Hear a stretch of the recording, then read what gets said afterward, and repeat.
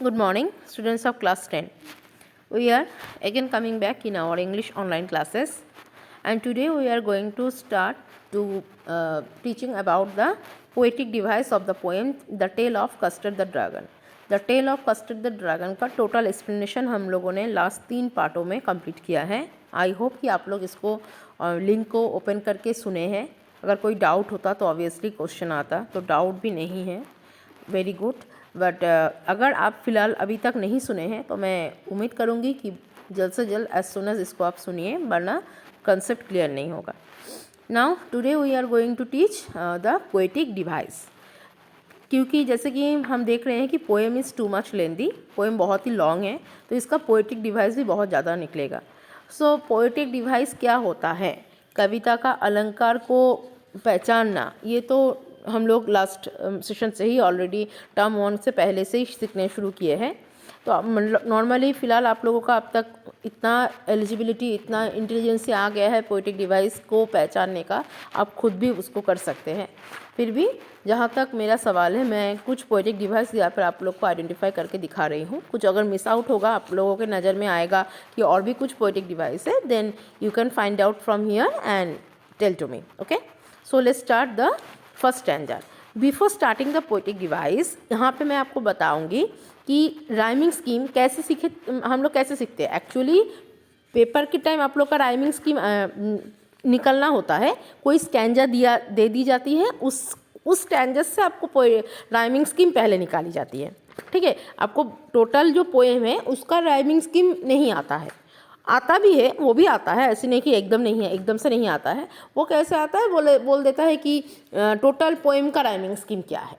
तो कॉमन जो rhyming scheme मिलेगा हर एक स्टैंजा से, जो कॉमन राइमिंग स्कीम निकल के आता है, उसी को ऑप्शन में दिया जाता है, उस पर टिक लगाना पड़ता है. तो बेसिकली लेकिन ये जो पोएम है the tell of custard the dragon, ये इतना लंबा है कि इसका टोटल अगर फर्स्ट स्टैंजर से लास्ट स्टैंजर तक हम लोग राइमिंग स्कीम को कैरी फॉरवर्ड करते हुए निकालते आएंगे, तो it should be very long. ये बहुत ही लॉन्गली इसको आइडेंटिफाई होगा.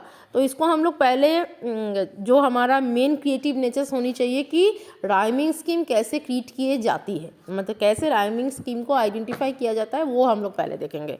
ठीक है, तो मान लेंगे ईच वन स्टैंजर इज़ डिफरेंट, हर एक अलग अलग स्टैंजर है. कोई भी स्टैंजर आपके सामने पेपर में दे सकता है और उसके बिहाफ पे आपको उस स्टैंजर का राइमिंग स्कीम को आइडेंटिफाई करना है. Clear? So let's start from the stanza number 1. Stanza number 1 एक इंडिविजुअल स्टैंजर मान लेंगे हम लोग कि हमारे पेपर में आया है. Stanza number 1 from the poem the tell of custard the dragon. तो इस स्टैंजर नंबर 1 में क्या क्या पोएटिक डिवाइस हमें मिल सकती है. पोएटिक डिवाइस का पहला पोएटिक डिवाइस हमें आइडेंटिफाई जो करना पड़ता है, दैट इज़ राइमिंग स्कीम. ठीक है, तो राइमिंग स्कीम के तौर पर हम लोग पहला जो आइडेंटिफाई करेंगे वो है, हम लोग देख पा रहे हैं क्या है, हाउस माउस दोनों सेम है. हाउस और माउस दोनों सेम है ना, तो हाउस माउस दोनों सेम है, तो क्या होगा, मान लेंगे ये पहला, इसको हम लोग राइमिंग स्कीम देंगे ए. Got my point. ए हो गया. सेकेंड में क्या है, wagon dragon. Another poetic device, listen to here. सुनने में अलग लग रहा है, हाउस और माउस से मिलावटी नहीं है, तो इसको हम लोग देंगे बी. क्लियर है? तो फर्स्ट स्टैंजर का राइमिंग स्कीम क्या निकल के आ गया, ए बी. फिर रिपीट कर रही हूँ, हाउस माउस सुनने में सेम है, तो हाउस को ए, माउस को भी ए.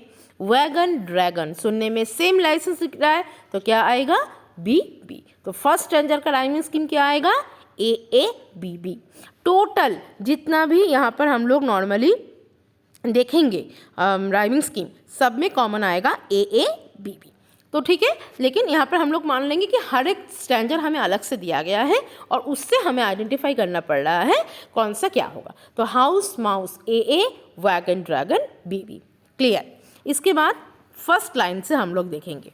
फर्स्ट लाइन में क्या है, फर्स्ट लाइन में क्या देखेंगे, बिलिंडा लिव्ड इन ए लिटिल, यहाँ तक लिटिल व्हाइट हाउस. ठीक है, Belinda lived in a little white house. Belinda lived in little white, इन सबों में क्या कॉमन मिल रहा है, क्या कॉमन मिल रहा है, आप लोग खुद बताइए. Yes, I sound is in between I letter is sounding between the whole word whole sentence. I sound क्या होता है? I is vowel, AEIOU। I क्या होगा? वावेल साउंड है। तो वावेल साउंड होने के लिए क्या होता है? हम लोग सब जानते हैं वावेल साउंड होने के लिए क्या होता है? क्या होता है वावेल साउंड होने के लिए? जब कोई वावेल साउंड बहुत ज़्यादा यूज़ की जाती है तो वो होता है एजोनेंस। एजोनेंस, ठीक है, क्या होता है? एजोनेंस। क्लियर है? तो Belinda lived in a little white house, इसमें सबसे ज़्यादा यूज हुआ है आई साउंड, तो दैट इज यहाँ पर क्या होगा? एजोनेंस। फिर उसी लाइन में अगर हम देखेंगे लिव्ड एंड लिटिल, दोनों में क्या कॉमन है? एल। दोनों में क्या कॉमन है? L. L starting sound, starting letter क्या है? एल से है, और दोनों एल दोनों का एल यूज हो रहा है, तो वो क्या होगा? एलिट्रेशन। एलिट्रेशन, ठीक है, एलिट्रेशन हो गया ना? एलिट्रेशन क्लियर है? सेम लाइन में Belinda lived in a little white house, तो पहले Belinda lived in little white, सभी में कॉमन वावेल लेटर था, क्या था? I, that is called assonance. Clear? फिर उसी में lived in a little, L closely placed हुआ है। जब कोई कॉन्सोनेंट लेटर क्लोजली प्लेस्ड होता है और उसका starting sound common consonant letter से काउंटिंग होती है, दैट इज कॉल्ड एलिट्रेशन। ये आप लोग बहुत अच्छे से जानते हैं। तो पहले में क्या क्या लिखना मुझे? पहला राइमिंग स्कीम में मुझे निकला AABB, फिर Belinda lived in a little white तक मिला आई साउंड मीन्स एजोनेंस, फिर lived and little closely placed है, एल साउंड से, एल कॉन्सोनेंट लेटर से साउंडिंग शुरुआत हो रहा है, तो दैट इज एलिट्रेशन। ओके, इतना मिलेगा, इतना मिला आपको। अगर आपके नज़र से कुछ और दिख रहा है तो मुझे बता सकते हैं। Now we will go to the second line, with a little black kitten and a little grey mouse. यहाँ पर भी अगर आप समझ सकते हैं तो यहाँ पर भी देखिए लिटिल किटन लिटिल, ठीक है, यहाँ पर भी आई साउंड हुआ है, यहाँ पर भी I sound, I letter use हुआ है वावेल, तो ये भी एजोनेंस है। प्लस लिटिल, प्लस एक चीज़ देखिए, लिटिल और लिटिल एक ही लाइन में दो बार यूज़ किया गया है, तो क्या होगा? एक ही शब्द बार बार प्रयोग होने पे क्या होता है? रिपीटेशन। क्या होता है? रिपीटेशन। Repetition, clear? क्या होता है? रिपीटेशन। क्लियर हो गया? क्योंकि लिटिल बार बार यूज हुआ है, मतलब एक से अधिक बार जो चीज़ यूज होता है दैट इज रिपीटेशन। फिर देखिए, and a little yellow dog and a little red wagon, फिर सेम लिटिल दो बार यूज हुआ है, तो क्या होगा? रिपीटेशन। फिर फोर्थ लाइन पे, and A रियलियो ट्रूलियो little pet dragon. अच्छा, यहाँ पर एक बात आपको बता रही हूँ, पहले लूँगी पेट ड्रैगन को। किसको लूँगी? पेट ड्रैगन। ड्रैगन क्या है? ये पेट ड्रैगन एकदम दोनों एक दूसरे का ऑपोजिट है। पेट मतलब पालतू, पेट मतलब पालतू, मतलब जिसे पाला जा सके, जैसे एक क्यूट सा डॉग, एक क्यूट सा बिल्ली का बच्चा, ये सब पालतू होते हैं, गाय का बच्चा, बकरी का बच्चा, that is pet. Okay, but dragon, dragon क्या होता है? एक भयंकर जानवर, मतलब एक भयंकर चीज़। लायन बोलो, टाइगर बोलो, डायनासोरस बोलो, ड्रैगन बोलो, स्नेक बोलो, दिस ऑल आर द क्या? This all are the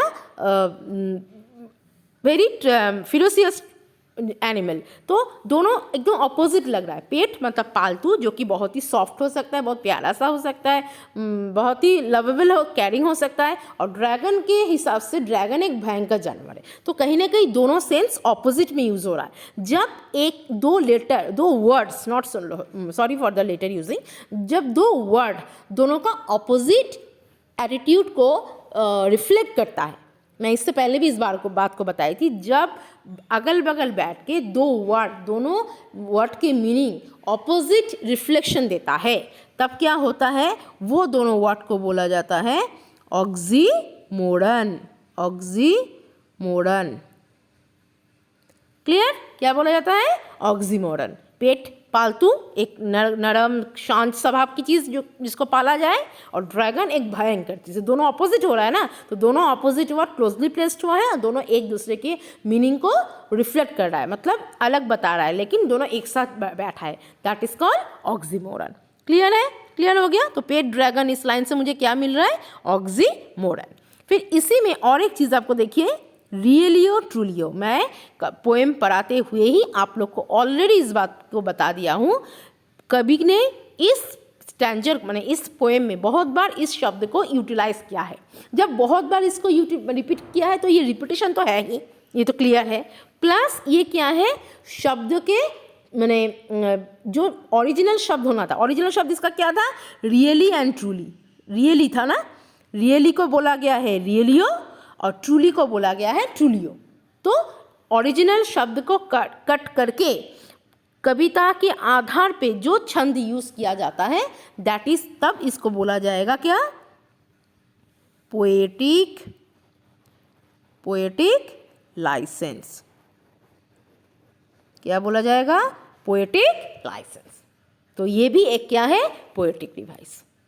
clear, क्या है, रियलियो ट्रूलियो, ओरिजिनल वर्ड्स क्या है, रियली एंड ट्रूली। तो रियली और ट्रूली को यूज ना करके कविता के छंद में कविता को मिलावट देने के लिए, एक अलग उपमा देने के लिए, अलंकार देने के लिए इस यहाँ पर इसको एक नया लाइसेंस के तौर पे, नया छंद के तौर पे यूज किया गया है। इसीलिए ये रियली और ट्रूलियो क्या है, पोएटिक लाइसेंस है।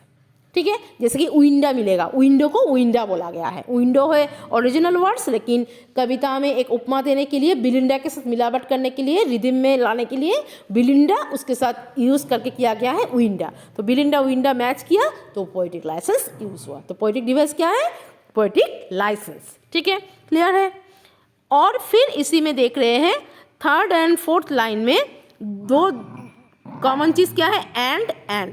शुरुआत में जब कोई लाइन की शुरुआत इक्वल लाइन माने अगल बगल ग्रेजुअली दो लाइन की शुरुआत के वर्ड्स कॉमन होंगे तो वो क्या हो जाएगा, वो पोएटिक डिवाइस क्या होता है, एनाफोरा।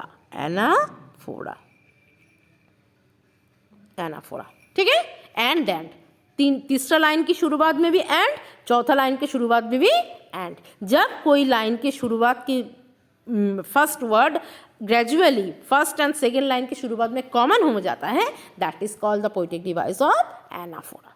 ठीक, तो क्या क्या मिला मुझे, पहला स्टैंजर से क्या क्या लाइन पोएटिक डिवाइस मिला। पहला पोएटिक डिवाइस के तौर पे राइमिंग स्कीम मिला AABB, क्योंकि house mouse AA, wagon dragon BB। Clear.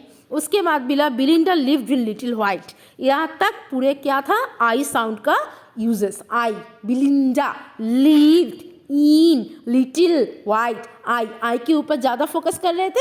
I is a vowel sound, the wherever the vowel sound is commonly repeated that is the assonance poetic device. Clear. उसके बाद फिर उसी में था लिव्ड इन लिटिल, दोनों ही L sound से शुरुआत है, L is a consonant letter और क्लोजली प्लेस्ड हुआ है, और starting sound L common letter से शुरुआत है तो that is called alliteration. Clear. उसके बाद फिर लिटिल, एक ही लाइन में एक ही वर्ड को एक से अधिक बार यूज किया गया है दैट इज रिपीटेशन। उसके बाद क्या है, फिर थर्ड एंड फोर्थ लाइन की शुरुआत में हम क्या देख रहे हैं, and. Third line is beginning with and, also fourth line is beginning with and. जब दो लाइन्स का शुरुआत कॉमन वर्ड से होता है दैट इज एनाफोरा। रियलियो ट्रूलियो ये कविता को उपमा देने के लिए यूज की जाती है तो इसको बोलेंगे पोएटिक लाइसेंस। पेट ड्रैगन होता है दोनों ऑपोजिट वर्ड, पेट मतलब पालतू और ड्रैगन मतलब एक फिरोशियस चीज़, फिरोशियस जानवर। तो दोनों का ऑपोजिट मीनिंग गैदर करता है लेकिन दोनों एक साथ बैठेगा तो दैट इज कॉल्ड ऑक्सीमोरन। तो यहाँ तक मुझे फर्स्ट स्टैंजर से इतना मिला। आपकी नज़र से और कुछ है तो आप क्रिएट कर सकते हैं। ठीक है, now I am going to the second stanza. अब हम लोग कहाँ पे जाएंगे, सेकेंड स्टैंजर पे जाएंगे। Now the name of a little black kitten was Ink, and the little grey mouse she called him Blink, and the little yellow dog was sharp as mustard, but the dragon was a coward and she called him custard। मैं बोल रही हूँ, पहले ही बोली हूँ कि मान लेंगे ये स्टैंजर हमारे पास दिए है, पर्टिकुलर इस स्टैंजर को दिया है और बोल रहा है अब इस स्टैंजर का निकालिए पोएटिक डिवाइस। तो पहले क्या निकालूंगी, पहले देखूंगी इंक ब्लिंक मिल रहा है तो इसको मानूंगी ए। ये मत सोचना कि पहले स्टैंजर में मैंने क्या मानी थी। पहला स्टैंजर के साथ दूसरे स्टैंजर का कोई इल्यूशन नहीं है, कोई कंपैरिजन माने कोई मिल नहीं है। ये मान लेना कि यही स्टैंजर तुम्हारे पास दिया है। तो इसका क्या निकालना है, पहला पोएटिक डिवाइस क्या होता है, राइमिंग स्कीम। तो पहले राइमिंग स्कीम में क्या निकलेंगे, इंक ब्लिंक कॉमन हो रहा है तो ए उसको नंबरिंग दूंगी, मस्टर्ड कस्टर्ड कॉमन हो रहा है तो इसको बी दूंगी। ठीक है, तो इसका भी राइमिंग स्टैंडर्ड क्या आ रहा है, ए बी बी। क्लियर है, ए बी बी। नाउ अब कहा जाऊंगी, नाउ द नेम। पहला लाइन में देखेंगे, पहला लाइन देखो, नाउ द नेम, इतना तक लूंगी तो क्या आ जा रहा है, नाउ एन नेम एन, दोनों ही शुरुआत किससे हो रहा है, consonant letter and that is N, और क्लोजली प्लेस्ड हुआ है तो ये क्या होगा, एलिट्रेशन।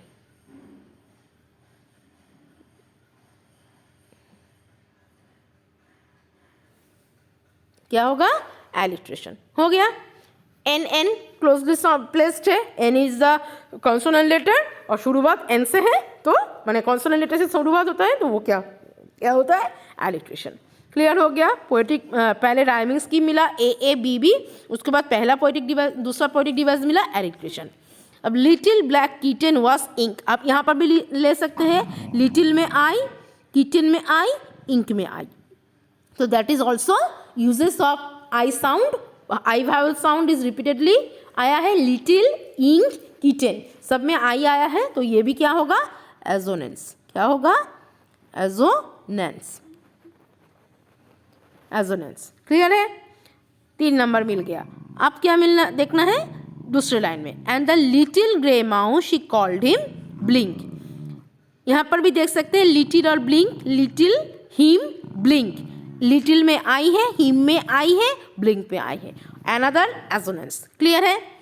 फिर चौथे लाइन में देखेंगे, and the little yellow dog was sharp as mustard. यहाँ पे पहले 2 चीज़ देखना है, देखो थर्ड लाइन का शुरुआत ए से है, फोर्थ लाइन का भी शुरुआत ए से, मतलब एंड से है, थर्ड लाइन सेकेंड लाइन का शुरुआत एंड से है और थर्ड लाइन का शुरुआत भी एंड से है, तो क्या हो जाएगा, जब दोनों स्टैंजर की पहला बिगिनिंग वर्ड कॉमन होता है दोनों ग्रेजुअली, तो क्या हो जाएगा वो, एनाफोरा। आप लोग खुद बताइए क्या होगा, एनाफोरा। ठीक है, एनाफोरा हो गया, एंड एंड कॉमन है। लिटिल लिटिल, सेकेंड लाइन में भी लिटिल है, थर्ड लाइन में भी लिटिल है, तो क्या हो जाएगा, क्या होगा बताइए, जब एक वर्ड ज़्यादा से ज़्यादा बीच में कहीं पर भी यूज होता है तो दैट इज कॉल्ड क्या, that is called repetition. Repetition क्या होगा, रिपीटेशन। क्लियर है, हो गया, रिपीटेशन मिल गया, यहाँ से हमें एनाफोरा मिल गया, एजोनेंस मिल गया, एलिट्रेशन मिल गया, A B B rhyme scheme मिल गया। अब एक चीज़ देखेंगे थर्ड लाइन में क्या बोला, little yellow dog was sharp as mustard. जब कोई वर्ड में एज और लाइक, जब कोई वर्ड ने, जब कोई सेंटेंस को एज और लाइक से कंपेयर किया जाता है या फिर कंपैरिजन की जाती है, मिलाया जाता है, आइडेंटिफाई किया जाता है, तो वहाँ पर एज और लाइक क्या हो जाता है, सिमिली। SIMILIE क्या होगा, simile. The poetic device will be simile. जब कोई सेंटेंस में एज और लाइक का यूज़ किया जाता है पर्टिकुलर कुछ चीज़ को समझाने के लिए, तुलना के माफिक उसको कंपेयर किया जाता है एज और लाइक वर्ड से, तो that time the poetic device will be simile. Clear है, तो क्या मिल गया इस लाइन से मुझे, सिमिली एक पोएटिक डिवाइस मिल गया। बट फोर्थ लाइन में क्या बोल रहा है, but the dragon was a coward and she called him custard. But the dragon was coward, हम अगर यहाँ पर देखेंगे कावर्ड, कॉल्ड एंड कस्टर्ड, क साउंड का उच्चारण है, क मतलब सी से शुरुआत है, तो सी क्या है, कॉमन। पहले इसको पहला तो एकदम क्लियर है कि एलिट्रेशन है क्योंकि क्लोजली प्लेस्ड हुआ है, कावर्ड, कॉल्ड, कस्टर्ड, एलिट्रेशन है, प्लस ये क्या है, कॉन्सोनेंस। जैसे आई लेटर यूज हुआ था, वाइल साउंड बार बार यूज हुआ था, तो एजोनेंस हुआ था, तो यहाँ पर क्या होगा, कॉन्सोनेंस।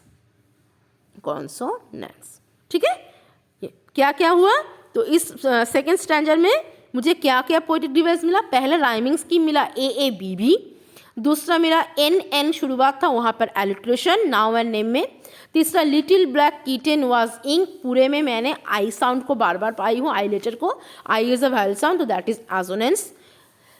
सेकेंड और थर्ड लाइन का शुरुआत एंड से है तो एनाफोरा, लिटिल लिटिल यूज बार बार हुआ है तो रिपीटेशन। शी कॉल्ड हिम कहाँ पर था, लिटिल और ब्लिंक, लिटिल हिम ब्लिंक बार बार था, उसमें भी एजोनेंस था। फिर डॉग को मस्टर्ड के साथ, माने येलो डॉग को मस्टर्ड के साथ, मस्टर्ड के झांच के साथ, मस्टर्ड के महक के साथ कंपेयर किया गया है तो शार्प बोला गया है। मस्टर्ड जैसे शार्प है तभी उस डॉग का भी नाम क्या है, मस्टर्ड। तो एज यूज हुआ है तो सिमिली हो गया।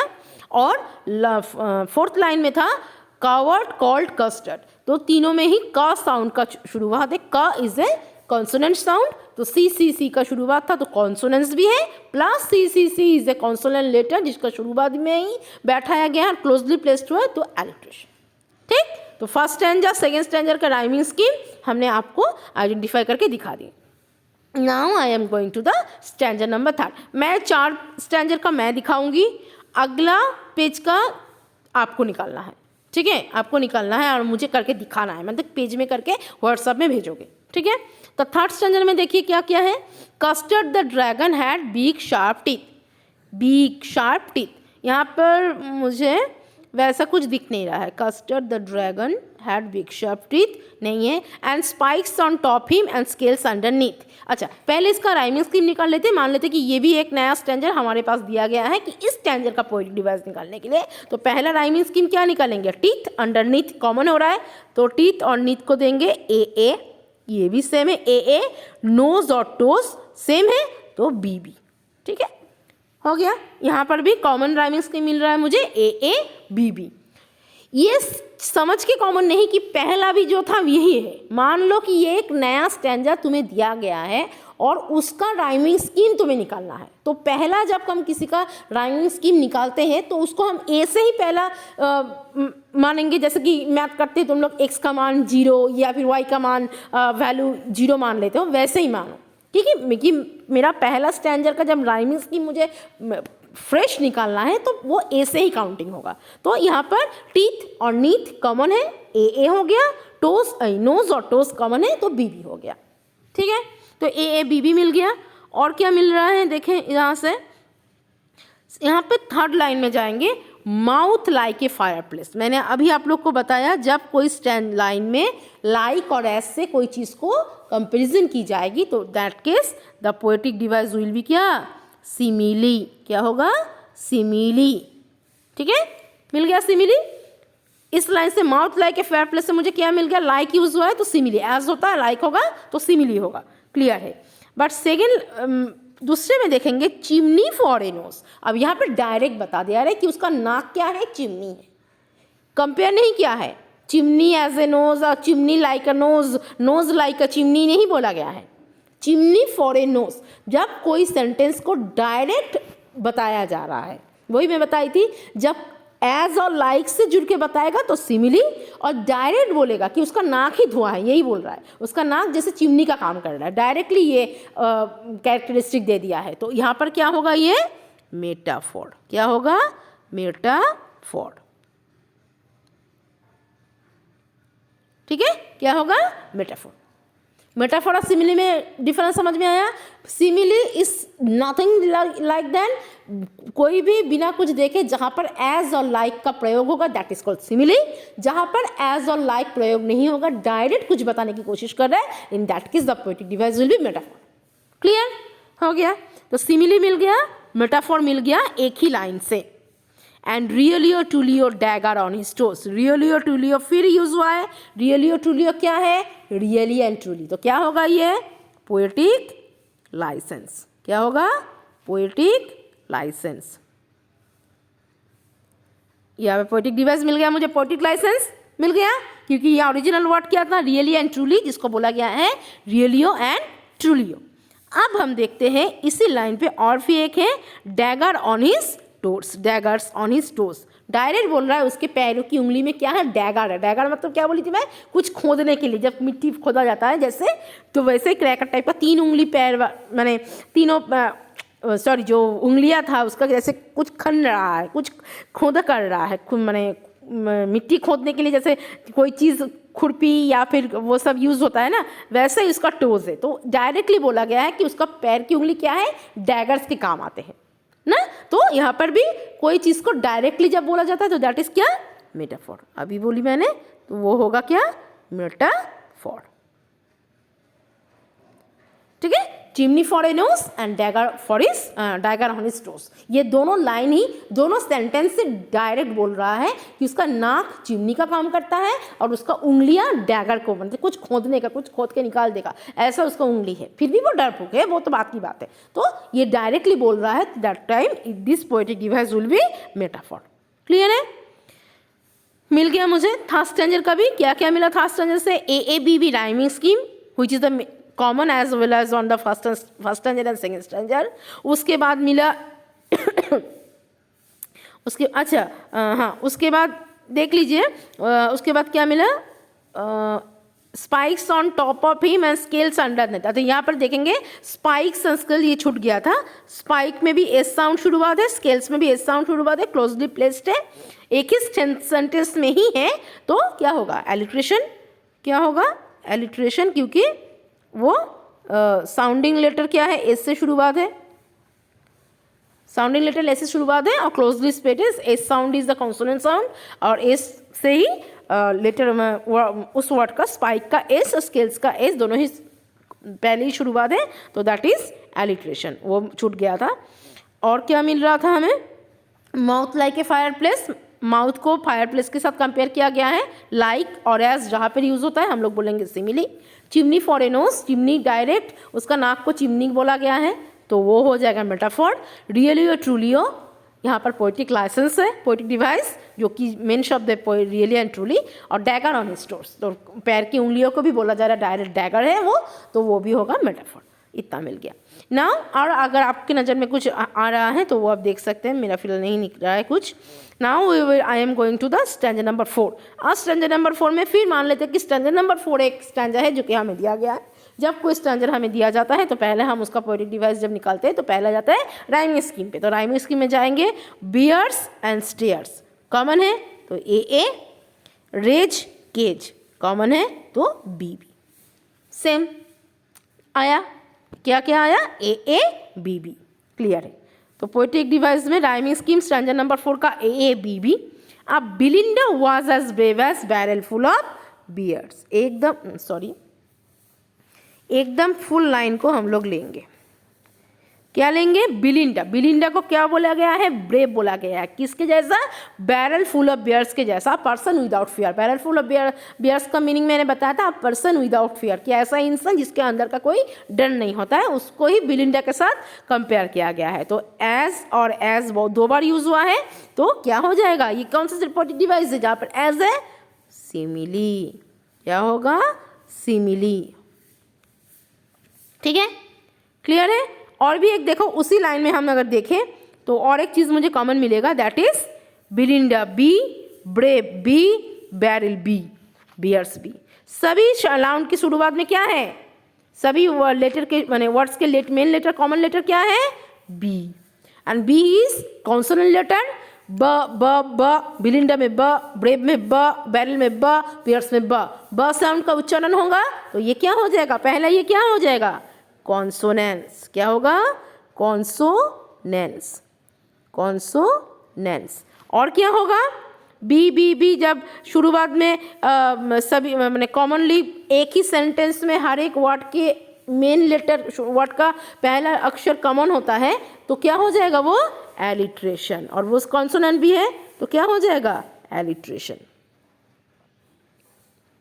क्या हो जाएगा, एलिट्रेशन। तो पहले लाइन से मुझे क्या क्या मिला, Belinda was as brave as the barrel full of bears, simile.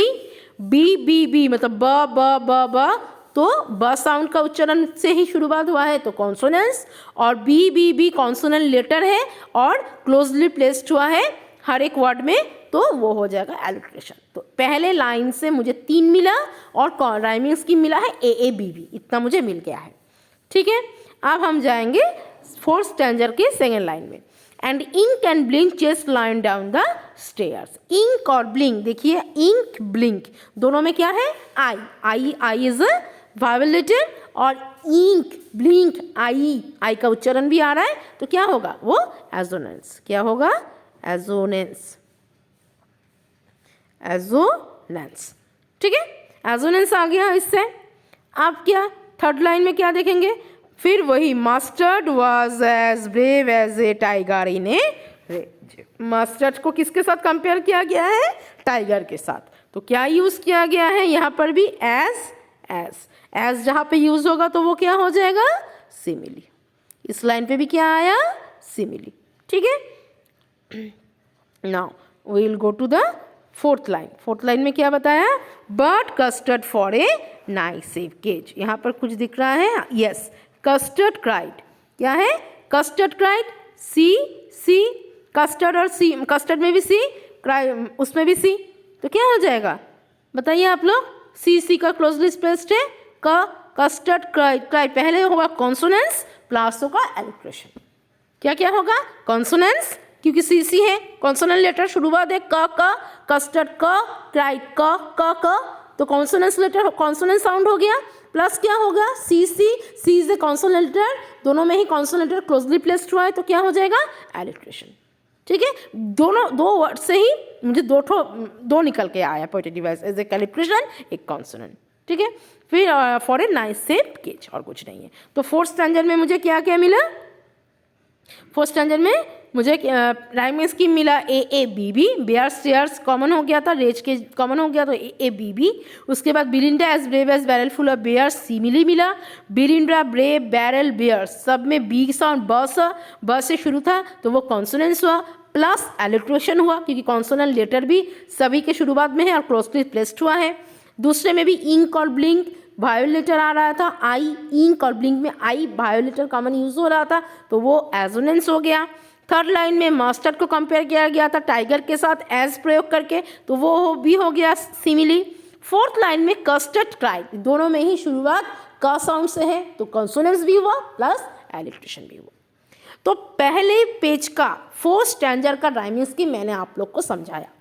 अब इसमें और कुछ अगर आपको नज़र में आता है so please you will find it and tell me, आप मुझे बता सकते हैं मैम ये भी नज़र में आ रहा है, हो सकता है कुछ मिस आउट हो चुका है, तो अगर होता है तो वेरी गुड। अगर आप मुझसे मेरा करने के बाद भी आपको कुछ नज़र में आता है तो that is the main thing कि आपने ऑडियो और वीडियो को देखा है। ठीक है, and after that your job is, sorry, आपका जो काम है, अब आपका जो काम है ये फर्स्ट पेज का 4 स्टैंडर्ड का आपको मैंने राइमिंग स्कीम निकाल के दिखा दिया। Now your job is in the second page, आपका जो पोएम का जो सेकेंड पेज है इसका 1 2 3 4 5 6 7 standard you can see in this page. तो 7 स्टैंडर्ड का मान लीजिएगा, हाँ, पहले एक स्टैंडर्ड अलग अलग ले लीजिएगा कि every standard is different from each other, हर एक स्टैंडर्ड अलग अलग है। अब हर एक स्टैंडर्ड का आपको क्या निकालना है, पोएटिक डिवाइस। पहले स्टैंडर्ड नंबर 5, उसके standard number 6, standard number 7, standard number 8, standard number 9, standard number 10 और स्टैंडर्ड नंबर 11। ठीक है, तो हर एक स्टैंडर्ड अलग है, हर एक स्टैंडर्ड में आपको कितना पोएटिक डिवाइस नज़र में आता है, you have to find it and please written in a fair copy, in any copy, may be it is fair और रफ, किसी में भी आप करिए, करके मुझे भेजिए कि हर एक स्टैंडर्ड से कितने poetic device you can find out. ठीक, तभी मुझे समझ में आएगा कि आपने मेरा ऑडियो वीडियो देखा है।